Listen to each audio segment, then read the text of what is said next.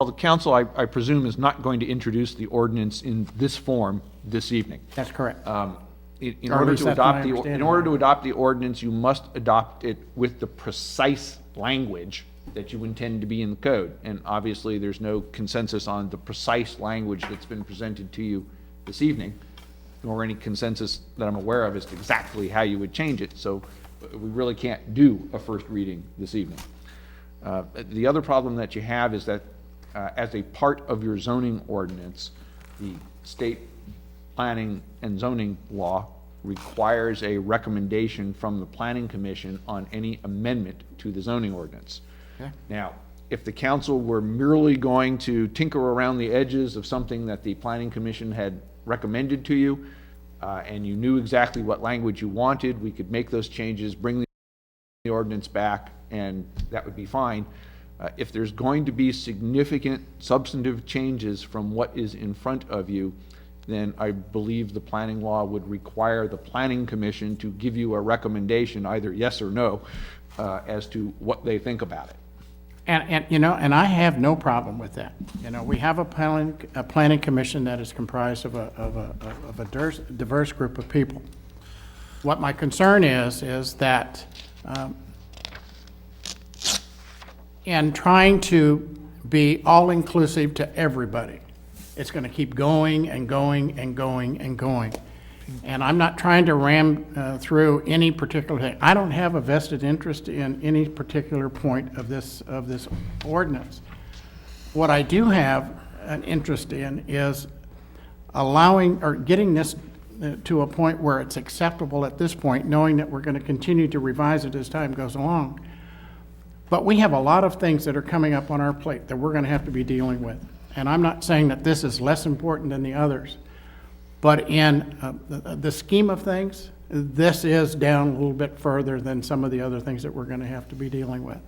So I don't have a problem, and my understanding is that council wants to have this go back for further clarification and further review. But I would insist that, and I'm one vote, I would insist that when it does go back to the planning commission, that we don't beat this horse several times before we put it on a cart to bring forward to the city council. If I may ask, and here's what I've heard, and if there are things that I'm overlooking, please let me know. There's some discussion as to whether or not you want the provision prohibiting mobile billboards and mobile signs. I think I can speak for the council who attended the planning commission meeting. They were unanimous opposed to that. And in fact, a couple of commissioners didn't even want to give him until July 1. So if I take that back to them, the answer is going to be no again, so I'm not sure what would be gained by that. If the council doesn't want to follow the commission, I think city attorney can correct me if I'm wrong, you could just strike that from this code. Or you could not or you could grandfather in the only known existing legal sign that I'm aware of, which is Mr. Short's. And so he would have the ability to maintain it for as long as he's in business.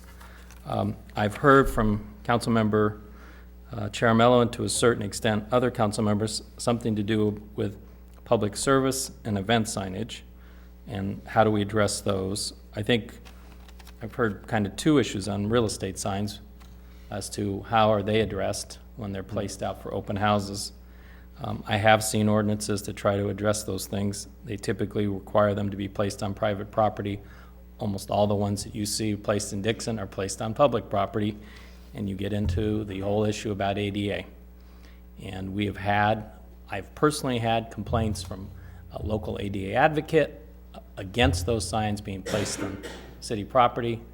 I can give you language that allows you to do it, but at the end of the day, you're going to have another group of people standing in front of you opposed to it. I'm not sure of anything else that you want us to review that isn't already in the code. But if there are other things that I'm overlooking, it would be useful for me to know them so that when I go back to the Planning Commission, it's clear as to what the Planning Commission is being asked to look at. Council?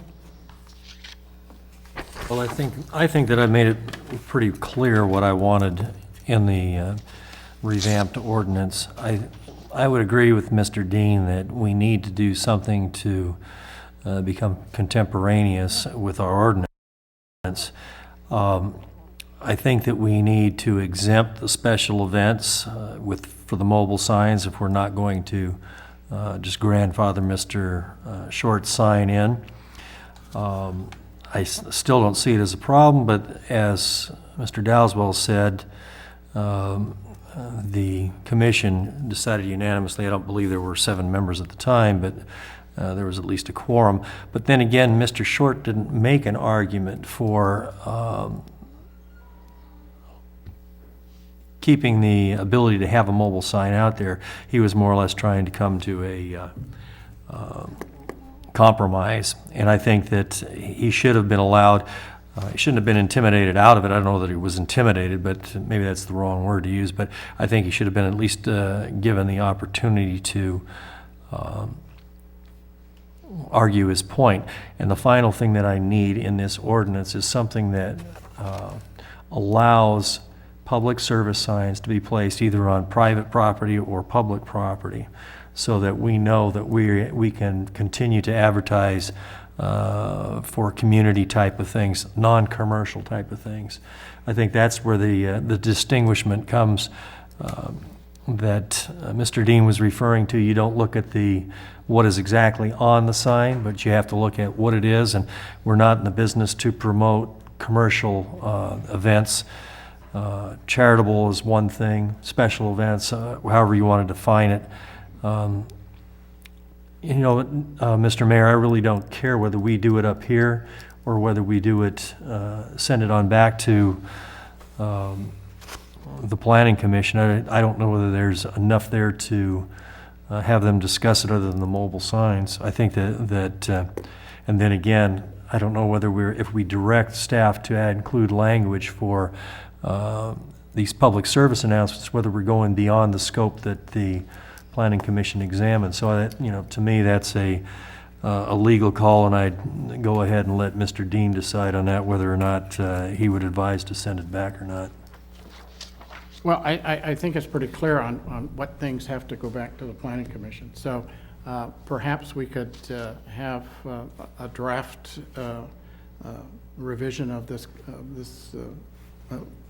ordinance, look at it, and if it needs to go back to the Planning Commission, we direct it to go back to the Planning Commission. Yeah, I suspect we're going to end up going back, but I think the question really can't be answered until we're looking at a draft and we can see just how different is it.